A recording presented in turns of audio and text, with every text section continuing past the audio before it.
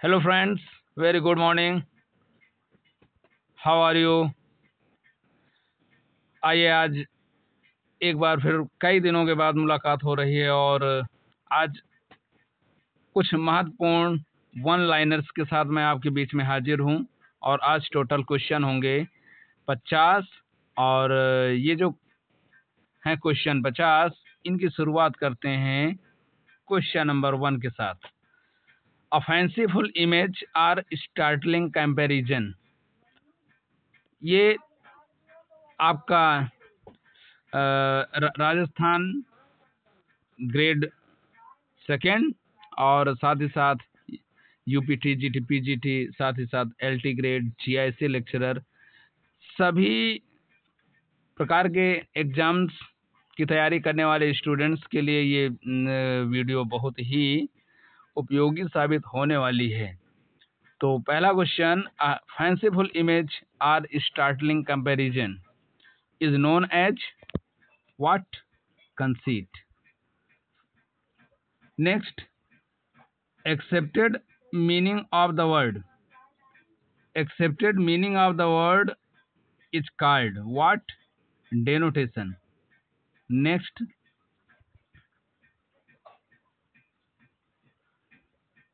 the implication of something more than accepted or primary meaning is called. The implication of something more than the accepted or primary meaning. Primary meaning किसी भी word का जो है उसको क्या बोलते हैं? वो आपका है connotation. An unexpected and sensational turn in a play. Unexpected मतलब जिस चीज की आपने उम्मीद ना किया हो, अगर इस प्रकार का कोई टर्न आता है नाटक में तो उसे क्या बोलते हैं? Coup de theatre. क्या? Coup de theatre. Next, forceful verbal attack or criticism is called.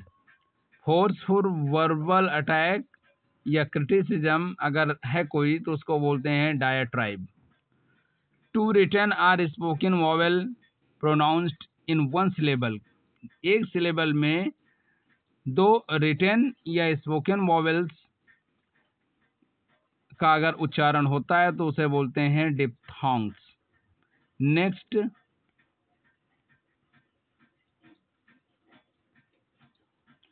A comic verse of irregular measure. A comic verse of irregular measure is called what? Doggerel. A short descriptive poem of rural or pastoral life. एक छोटी सी descriptive poem जो pastoral life पर आधारित है उसको क्या बोलते हैं? इक्लॉग बोलते हैं। क्या बोलते हैं? इक्लॉग। नेक्स्ट,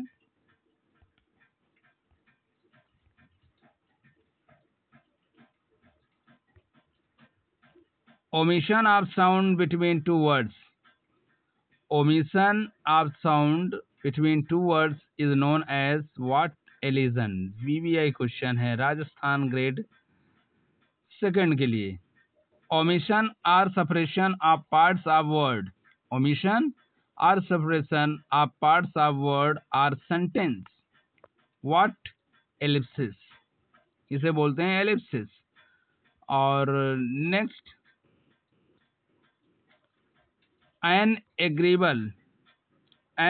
एग्रीबल या प्लीजिंग एंड हारमोनियस साउंड तो उसे बोलते हैं, मतलब जब कोई मधुर आवाज होती है जो सुनने में अच्छी लगे तो उसको बोलते हैं euphony. Next, an explanation or critical interpretation. एक व्याख्या या critical interpretation especially of the Bible. अगर बाइबल का इंटरप्रिटेशन किया जाए तो उसको बोलते हैं axis. Next, a short descriptive poem of rural और पोस्टोरल लाइफ, उसे आइडियल भी बोलते हैं। अभी इसके पहले हमने एक लॉग भी बताया था। Next,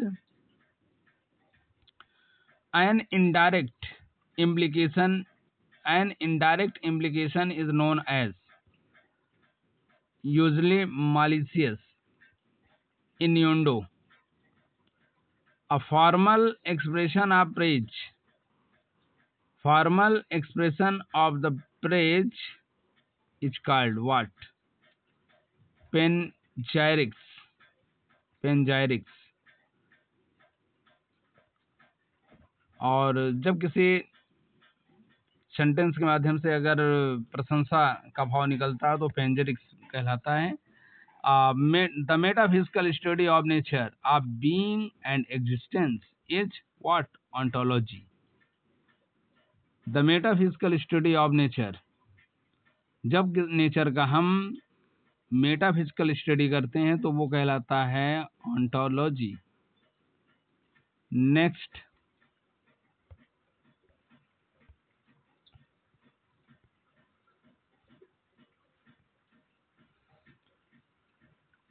a style that involves indirect way of expressing thing. A style that involves indirect way of expressing thing, तो उसे बोलते हैं periphrasis. Next, deductive reasoning in which a conclusion is derived from two premises. Deductive reasoning which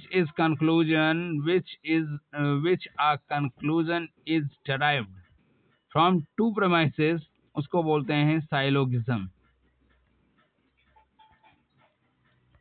useless repetition is. Useless repetition जब किसी शब्द का बार बार इस्तेमाल किया जाए और तो उस शब्द का महत्व खत्म हो जाता है तो उसको बोलते हैं tautology. Next, capsule criticism is a term. Capsule criticism एक टर्म है और जिसका सबसे पहले यूज किया था किसने? अलेक्जेंडर वुलकॉट ने. Capsule criticism. Next, a node called thyresis.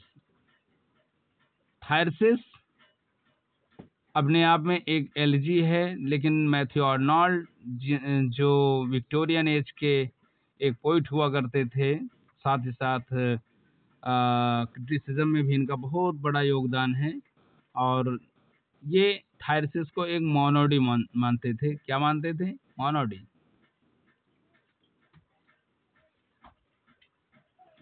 A line of words that has 3 feet. A line, एक लाइन जिसमें 3 feet होते हैं उसको बोला जाता है क्या? ट्राईमीटर. क्या? ट्राईमीटर. An iambic in iambic each foot is called iambus. iambic pentameter की जो लाइन होती है उसमें जो प्रत्येक फुट होता है उसको बोलते हैं क्या? आयम्बस. नेक्स्ट, अब देखते हैं अगर किसी सिलेबल में पहले जो है वो अनस्ट्रेस हो और फिर stress. Unstress plus stress means unstress followed by stress, तो उसको बोलेंगे iambic. Stress followed bye unstress उसको बोलेंगे ट्रोचेक. और double unstress followed by stress, double unstress followed by stress उसको बोलते हैं फ्रेंड्स एनापेस्टिक. क्या बोलते हैं? एनापेस्टिक.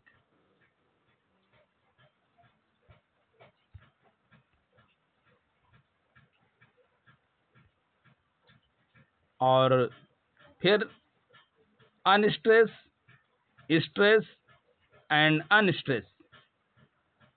स्टार्ट्स विद अनस्ट्रेस, फिर आएगा स्ट्रेस और एंड्स विद अनस्ट्रेस, उसे बोलेंगे amphibrach. Single stress followed by double unstress called dactylic. और double stress spondee. Double stress को बोलेंगे स्पॉन्डी. The term criticism is derived from Greek word kritikos.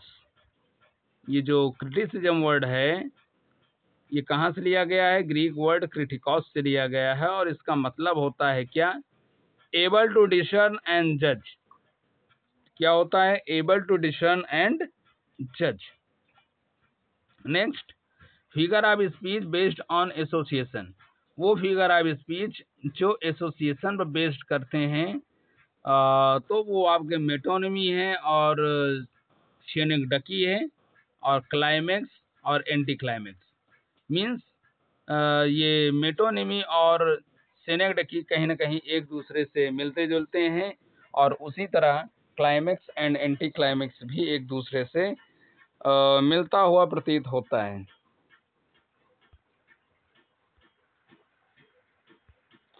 Figure of speech based on resemblance. Figure of speech जो resemblance पर आधारित है, मतलब कोई एक वस्तु दूसरी वस्तु जैसी दिखती है तो वो आपका सिमली है, मेटाफर है, पर्सनिफिकेशन है और एपोस्ट्रॉफी है। These four, simile, metaphor, personification and apostrophe, are the figure of speech which are based on the semblance. Next, figure of speech based on contrast. ये आपके बहुत ही महत्वपूर्ण क्वेश्चन है और बार बार पूछे जाने वाले क्वेश्चन है। Figure of speech based on contrast, वो फिगर ऑफ स्पीच जो कंट्रास्ट पर आधारित होता है फ्रेंड्स, तो that is called antithesis and इपिग्राम। इपिग्राम कहीं ना कहीं एक प्रकार के कोट्स होते हैं और जो यूनिवर्सल बातें करते हैं, और साथ ही साथ ये एंटीथेसिस दो दो क्लॉजेस जिनमें होते हैं और वो क्लॉजेस एक दूसरे का विरोध करते हैं। Next, circumlocution is known as, circumlocution is also known as what? Periphrasis. What? Periphrasis. Next, the term existentialism was coined by Jean-Paul Sartre. This is the very important question. The term existentialism was coined by whom? Jean-Paul Sartre. Next,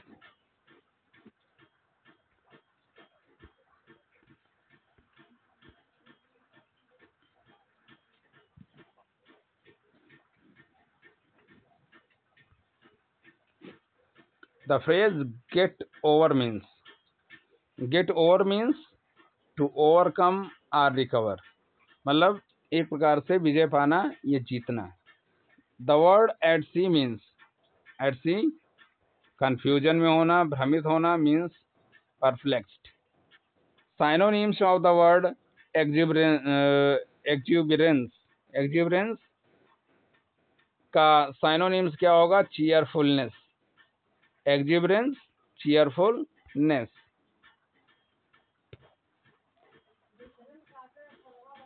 The Golden Threshold by Sarojini Naidu was published in, Sarojini Naidu के द्वारा एक poetry collection था और उसका नाम था the golden threshold. क्या नाम था फ्रेंड्स? Golden threshold. और ये गोल्डन थ्रेशोल्ड कब आया? ये आया था 1905 में आया। कब आया? गोल्डन थ्रेशोल्ड कब आया? 1905 में आया। सरोजनी नायडू के बारे में ये भी जान लीजिए, she died in 1949 in Uttar Pradesh at Lucknow. जहाँ तक इनका सवाल है तो she was the first governor of Uttar Pradesh. Uttar Pradesh की पहली राज्यपाल कौन था? वो थी सरोजनी नायडू। और तो friends, golden threshold was published in 1905। और इसके अलावा और अदर इनकी पोट्री कलेक्शन है जिसमें है the bird of time 1912, bird of time 1912, the sceptred flute 1928 और the feather of dawn 1961। The feather of the dawn 1961 और शेफ्टेड फ्लूट 1928। नेक्स्ट,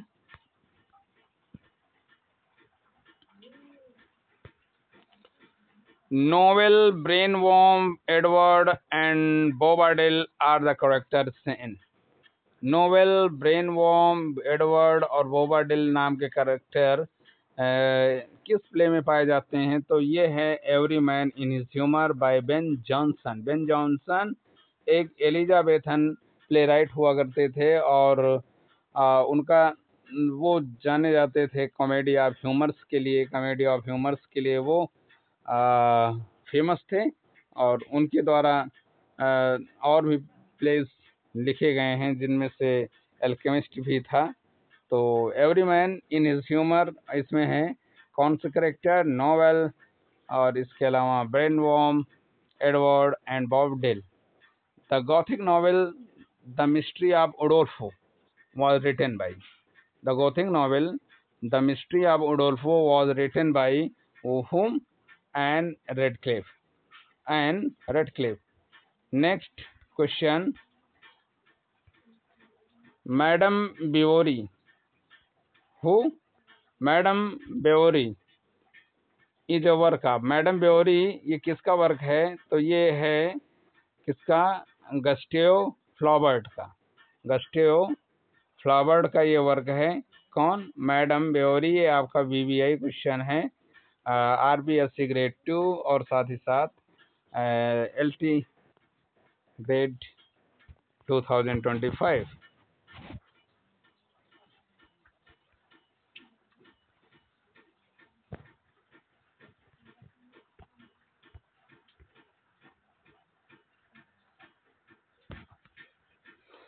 अगला है Hedda Gabler.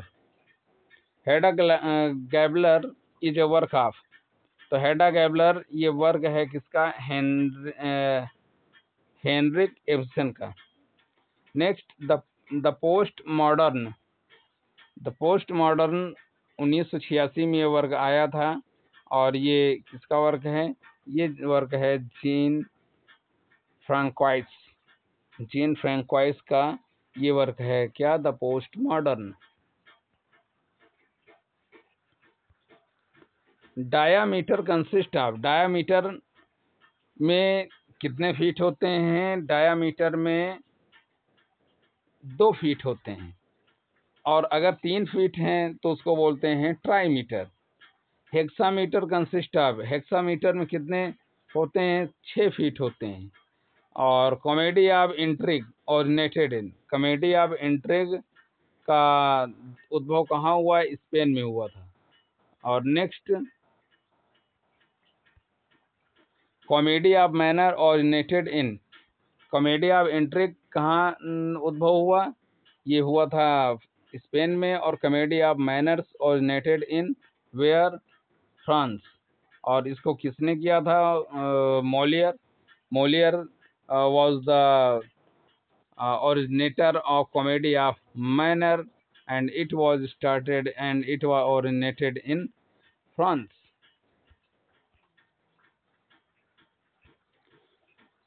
Correction of social absurdities must at all time be matter of true comedy. Who said? Correction of social absurdities, जो सामाजिक बेहुदापन है उसमें सुधार करना एक प्रकार से एक सच्ची कॉमेडी का विषय हो सकता है। और ये वर्ड किसके हैं? ये मोलियर भाई साहब के हैं। He was the founder of comedy of manner and it was started in where? France. The meaning of meaning, principle of literary criticism and foundation of aesthetics are written by whom? I.A. Richard. I.A. Richard 20वीं शताब्दी के एक महान criticism के क्षेत्र में इनका बहुत ही बड़ा नाम है। किसका? I.A. रिचर्ड्स का। तो डियर फ्रेंड्स, ये थे 50 क्वेश्चन और निश्चित तौर पे एक बार में अगर न क्लियर हो तो आप 2 बार देख लीजिएगा। और इसमें बहुत ज़्यादा एक्सप्लेनेशन की गुंजाइश थी नहीं और इसलिए थोड़े समय में ये 50 क्वेश्चन कंप्लीट कर दिए गए हैं। और एक बार के बजाय अगर आप 2 बार देख लेते हैं तो निश्चित तौर पे ये रट जाएंगे और ये क्वेश्चन आपके एग्जाम्स में सहायक होंगे। और वीडियो अगर आपको अच्छा लगे तो निश्चित तौर पे आप लाइक, कमेंट और सब्सक्राइब ज़रूर करें। बहुत बहुत धन्यवाद।